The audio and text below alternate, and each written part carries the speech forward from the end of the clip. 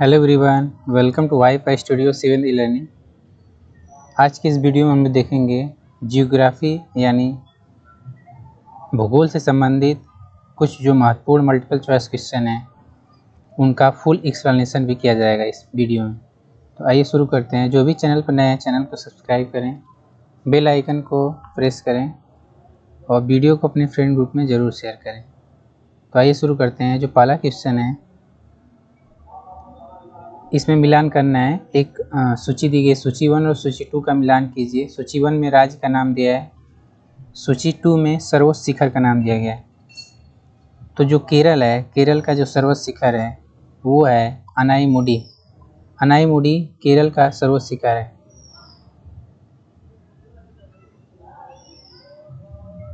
अनाईमुडी केरल का सर्वोच्च शिखर है। नेक्स्ट है नागालैंड। नागालैंड का जो सर्वोच्च शिखर है वो है सरमाटी। नेक्स्ट है उत्तराखंड। उत्तराखंड का जो सर्वोच्च शिखर है वो है नंदा देवी। और तमिलनाडु का जो सर्वोच्च शिखर है वो है डुड्डा बेटा। केरल का अनाईमुडी, नागालैंड का सरमाटी, उत्तराखंड का नंदा देवी और तमिलनाडु का डुड्डा बेटा जो कि सर्वोच्च शिखर है। जो डुड्डा बेटा है यह नीलगिरी पर्वत तमिलनाडु का सबसे ऊंचा पर्वत है। यह 2637 मीटर यानी 8652 फीट ऊंचा है। डुड्डा बेटा का अर्थ होता है बिग माउंटेन। नंदा देवी की बात करें तो नंदा देवी यह कंचनजंगा के बाद भारत का दूसरा सबसे ऊंचा पर्वत है। यह उत्तराखंड में है। यह दुनिया की 23वीं सबसे ऊंची चोटी है। अनाईमुडी शिखर की बात करें तो अनाईमुडी यह भारतीय राज्य केरल में स्थित एक पर्वत है। यह पश्चिमी घाट और दक्षिण भारत की सबसे ऊंची चोटी है। अनाईमुडी या अनाईमुडी का अर्थ क्रमशः मलयालम और तमिल में एलिफेंट पिक के नाम से जाना जाता है। सरमाती की बात करें तो यह नागालैंड राज्य की सबसे ऊंची चोटी है। और सरमाती पर्वत है वो नागालैंड और म्यांमार की सीमा से लगा हुआ एक पर्वत है। नेक्स्ट क्वेश्चन है निम्नलिखित पहाड़ी जातियों के सही पश्चिम से अनुक्रम की पहचान करें। जो क्वेश्चन है निम्नलिखित पहाड़ी जातियों के सही पश्चिम से पूर्व अनुक्रम की पहचान करना है। इस जो सभी पहाड़ियाँ हैं पश्चिम से पूर्व में सही इसका जो क्रम है उस पश्चिम से पूर्व की ओर सही है, ये पहचान करना है। तो इसमें सही ऑप्शन है गारो, उसके बाद है खासी, जयंतिया और नागा। गारो, खासी, जयंतिया और नागा। गारो सबसे पश्चिम में है, उसके बाद उससे जस्ट पूर्व में खासी, उसके बाद जयंतिया और उसके बाद नागा स्थित है। आगे बात करें इसके बारे में तो जो गारो, खासी, जयंतिया, नागा है और मिजो पहाड़ियाँ मिलकर एक पूर्वांचल रेंज बनाती है। गारो, खासी जैसी उल्लेखित पहाड़ियों में मेघालय की शिलांग पठार को शामिल किया गया है। पूर्वांचल रेंज में मुख्य रूप से पटकाई, बैरल, मणिपुर, मिजोरम और नागा हिल्स पहाड़ियाँ शामिल हैं। भारत देश के पूर्वी हिस्से में पूर्वांचल रेंज हिमांचल का विस्तार है और तलछट चट्टानों में इनमें से अधिकांश पर्वत होते हैं। यानी यहाँ के जो अधिकांश पर्वत हैं वो तलछट चट्टान के रूप में होती हैं। इस श्रेणियों की मुख्य विशेषता यह है कि यह घने जंगलों से ढका हुआ है। जो यह सीमा है अरुणाचल प्रदेश, नागालैंड, मणिपुर और मिजोरम राज्य तक फैली हुई है। ये गारो, खासी, जयंतिया और नागा जो पहाड़ी हैं ये अरुणाचल प्रदेश, नागालैंड, मणिपुर और मिजोरम राज्यों तक फैली हुई है। जातिया पहाड़ियाँ मेघालय के पूर्वी हिस्से तक स्थित है। नागा पहाड़ियाँ भारत और म्यांमार की सीमा पर स्थित है। नेक्स्ट क्वेश्चन है नर्मदा घाटी इसका एक उदाहरण है। नर्मदा घाटी किसका उदाहरण है? दरार घाटी यानी रिफ्ट वैली, भ्रंश करार या फाल्ट स्कार्प बोला जाता है इसे, या आवरण या होठ। तो जो नर्मदा घाटी है ये दरार घाटी या रिफ्ट वैली का एक उदाहरण है। जो नर्मदा है भारत में दरार घाटी में बहने वाली नदियों में से एक नदी है। यह पश्चिम से सतपुड़ा और बिंद पर्वतों के बीच बहती है। दरार घाटी के माध्यम से बहने वाली अन्य नदियों में छोटा नागपुर पठार में दामोदर नदी और ताप्ती नदी, ये भी एक दरार घाटी की उदाहरण है या रिफ्ट वैली का उदाहरण है। भ्रंश घाटी एक भूगर्भीय भ्रंश या दरार की क्रिया द्वारा बनाई गई एक कुछ भूमि या पर्वत श्रृंखलाओं के बीच एक रैखिक आकार की तराई क्षेत्र होता है। भ्रंश घाटी एक विभिन्न प्लेट सीमा, भूपर्पटीय विस्तार या सतह के एक ओर फैलने से बनती है, जो बाद में भू क्षरण की शक्ति द्वारा और गहरी हो जाती है। नेक्स्ट क्वेश्चन है, फुमडी नामक तैरते द्वीप की श्रृंखला में इसकी एक विशेषता है,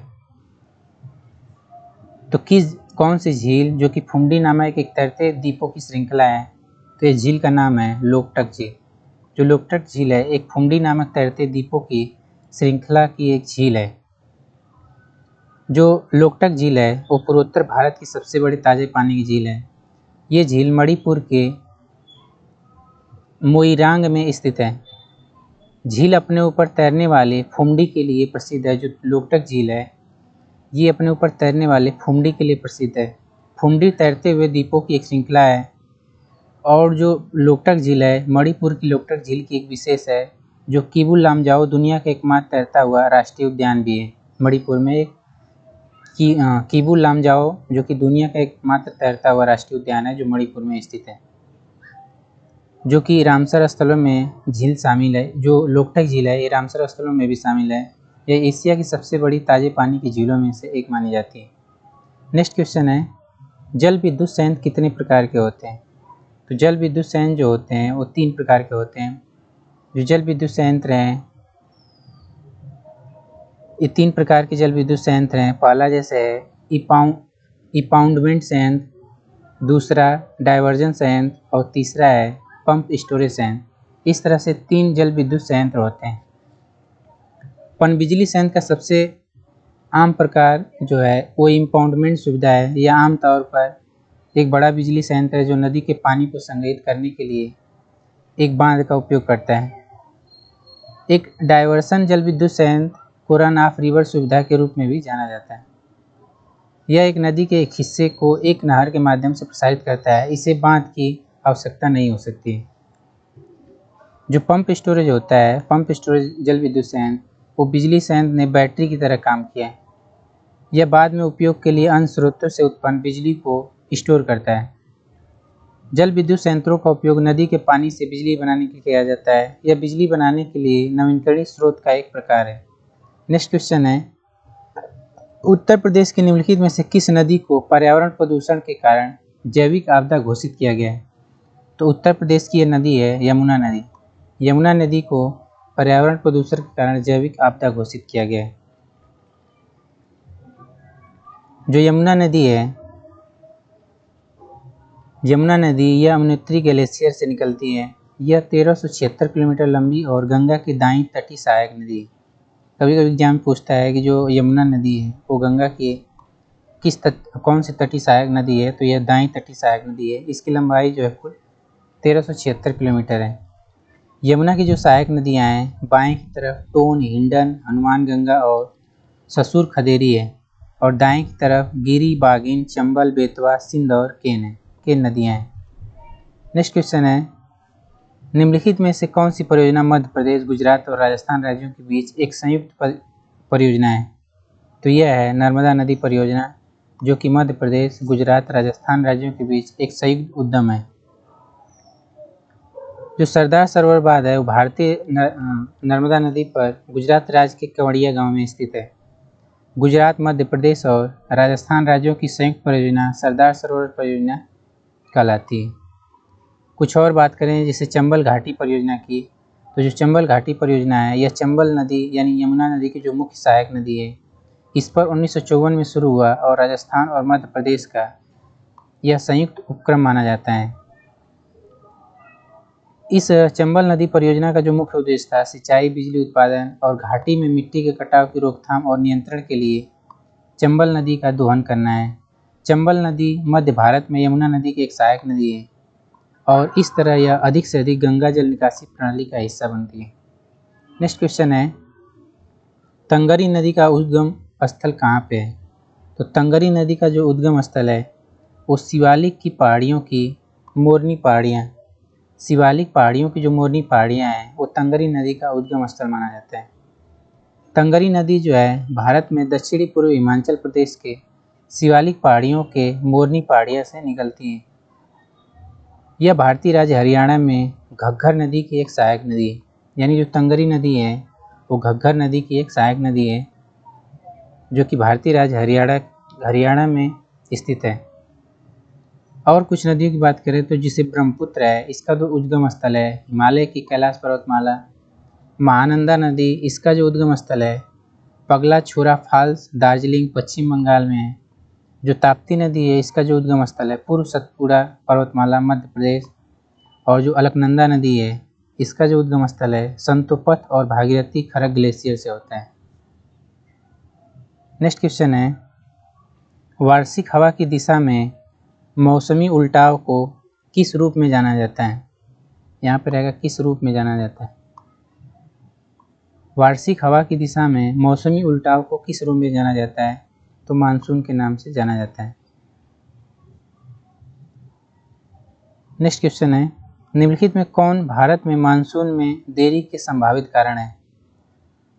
जो ऑप्शन दिए हैं इसमें अल नीनो, चक्रवाती गठन, पश्चिमी विक्षोभ और मैडन जूलियन ऑसिलेशन।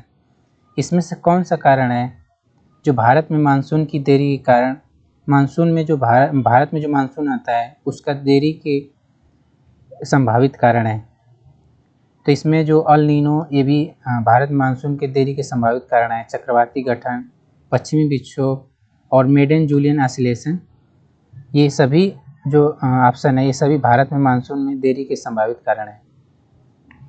जो मेडन जूलियन ऑसिलेशन है, एमजेओ बादलों की एक चलती कम दबाव वाली अशांति है जो 3 क्षेत्रों पूर्वी हिंद महासागर, समुद्र महाद्वीप के दक्षिण और पश्चिम महासागर में तेज होती है और अपनी ऊर्जा को एक हिस्सा अंतर्निहित महासागर में स्थानांतरित करती है। इसकी कम दबाव की प्रकृति के कारण यह हिंद महासागर के ऊपर चक्रवात के गठन को ट्रिगर करता है, जिसके परिणाम स्वरूप तापमान में वृद्धि और दबाव में कमी होती है जो अंततः मानसून में देरी का कारण बनती है। समुद्री सतह में चक्रवात जो बनते हैं तो समुद्र में सतह गर्म हो जाती है और भूमि और समुद्र के बीच समशीतोष्ण अंतर कम हो जाता है। यह मानसूनी हवाओं के कमज़ोर होने और इसमें देरी का प्रमुख कारण है। नेक्स्ट है, अगर अल नीनो की बात करें तो अल नीनो में प्रशांत महासागर की सतह का तापमान दक्षिण अमेरिका में पेरू के तट से ऊपर उठता है जो हिंद महासागर में उच्च दबाव के विकास को कम करता है और मानसून को कमज़ोर करता है। पश्चिमी विक्षोभ की बात करें तो पश्चिमी विक्षोभ लंबे समय तक भूभाग के तापमान को कम करता है, इसलिए तिब्बत के पठार पर कम दबाव होता है और मानसून में देरी होती है। नेक्स्ट क्वेश्चन है, इसमें मिलान करना है। मिट्टी का स्तंभ प्रकार दिया है और फसलें दी गई। ये मिट्टी का प्रकार दिया गया है और फसलें दी गई हैं। जो पहाड़ी मिट्टी है, पहाड़ी मिट्टी जो कि सेब से संबंधित है, काली मिट्टी जो कि कपास से संबंधित है, रेगिस्तानी मिट्टी जो कि अनाज से संबंधित है और लेटराइट मिट्टी जो कि काजू से संबंधित है। जो पहाड़ी मिट्टी होती है, पहाड़ी मिट्टी के बारे में जो इम्पोर्टेंट पॉइंट है, जो पहाड़ी मिट्टी है इसका निर्माण कार्बनिक पदार्थों के जमाव से होता है जो वन विकास से प्राप्त होता है। पहाड़ी मिट्टी में चाय, काफ़ी, मसाले और उष्णकटिबंधीय फलों के वृक्षारोपण के लिए बड़ी संख्या में उर्वरक यानी फर्टिलाइजर की आवश्यकता होती है। जो पहाड़ी मिट्टी होती है यह जम्मू कश्मीर, हिमाचल प्रदेश, उत्तरांचल के साथ साथ पश्चिमी और पूर्वी घाटों और प्रायद्वीपीय पठार के कुछ हिस्सों सहित भारत के कुल भूमि क्षेत्र का लगभग 8.7% हिस्सों पर मिलती है। कर्नाटक, तमिलनाडु और केरल के कुछ हिस्सों में भी यह मिट्टी मिलती है और इन क्षेत्रों में मुख्य रूप से सेब उगाए जाते हैं। नेक्स्ट अगर बात करें काली मिट्टी की, तो काली मिट्टी को रेगूर मिट्टी के रूप में भी जाना जाता है और लावा से ढके क्षेत्रों में पाई जाती है। जो काली मिट्टी है खासकर गुजरात, महाराष्ट्र और कर्नाटक में पाई जाती है जहाँ मध्यम वर्षा होती है और वैशालिक चट्टान भी होती है। जो काली मिट्टी होती है कपास की फसलों की खेती के लिए उपयुक्त होता है क्योंकि यह उच्च नमी बनाए रखते हैं और कैल्शियम और मैग्नीशियम जैसे खनिज की आवश्यकता होती है। रेगिस्तानी मिट्टी की बात करें तो रेगिस्तानी मिट्टी कम वर्षा वाले क्षेत्रों में पाई जाती है और इसमें ज़्यादातर रेतीली मिट्टियाँ होती हैं। इसमें कैल्शियम कार्बोनेट और फास्फेट की मात्रा ज़्यादा होती है और इसके साथ साथ कम मात्रा में नाइट्रोजन और कार्बनिक पदार्थ पाए जाते हैं। लेटराइट मिट्टी की बात करें, रेगिस्तानी मिट्टी में अनाज उगाए जाते हैं। लेटराइट मिट्टी की बात करें तो लेटराइट मिट्टी भारी वर्षा और उच्च तापमान वाले क्षेत्रों में पाई जाती है। यहाँ पर काजू की फसलें ज़्यादातर उगाई जाती हैं क्योंकि इसमें कम ह्यूमस यानी जो काजू की फसल के लिए उपयुक्त होता है। नेक्स्ट क्वेश्चन है, काली मिट्टी किस फसल के लिए उपयुक्त नहीं है? अभी पढ़ें, काली मिट्टी कपास के लिए उपयुक्त है, गन्ना के लिए उपयुक्त है, गेहूँ के लिए उपयुक्त है, लेकिन जो काली मिट्टी है वो मूंगफली के लिए उपयुक्त नहीं है। मूंगफली की वृद्धि के लिए रेतीला चिकनी बलुई हुई मिट्टी की आवश्यकता होती है। जो मूंगफली होता है एक फलीदार फसल है, यह खरीफ फसल के अंतर्गत आता है और जो मूंगफली है एक महत्वपूर्ण तिलहन भी है। मूंगफली के वैज्ञानिक नाम की बात करें तो इसका वैज्ञानिक नाम है हाइपोगेआ। हाइपोगेआ इसका वैज्ञानिक नाम है। जो भारत है विश्व में मूंगफली का दूसरा सबसे बड़ा उत्पादक माना जाता है। भारत में जो गुजरात राज्य है मूंगफली का सबसे बड़ा उत्पादक राज्य है। उष्णकटिबंधीय चेरनोजेम और रेगर मिट्टी को काली मिट्टी के रूप में जाना जाता है। काली मिट्टी पर उगाए जाने वाली प्रमुख फसलें गेहूँ, ज्वार, अलसी, वर्जीनिया, तंबाकू, कम्बास और गन्ना शामिल है। नेक्स्ट क्वेश्चन है, वन की प्रजातियां जैसे कि एल्डर, सारेल और भुर्ज का संबंध किससे है? तो जो वन की प्रजातियां हैं जैसे एल्डर, सारेल और भुर्ज, इसका संबंध है समशीतोष्ण वन से। समशीतोष्ण वन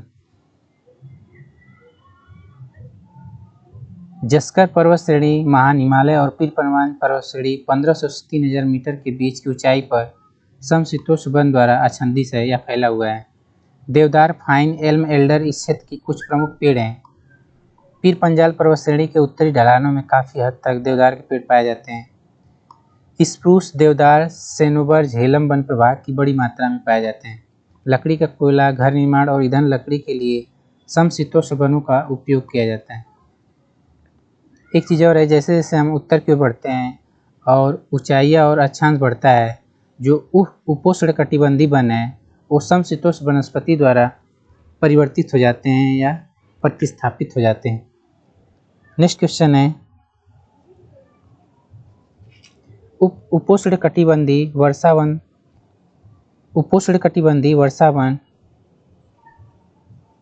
कहाँ तक सीमित है? यहाँ पे कहाँ तक रहेगा? उस उपोष्णकटिबंधीय वर्षा वन कहाँ तक सीमित है? तो ये सीमित हैं शिवालिक और मध्य हिमालय की निचली ढलान तक। ये सीमित हैं शिवालिक और मध्य हिमालय की निचली ढलान तक सीमित है।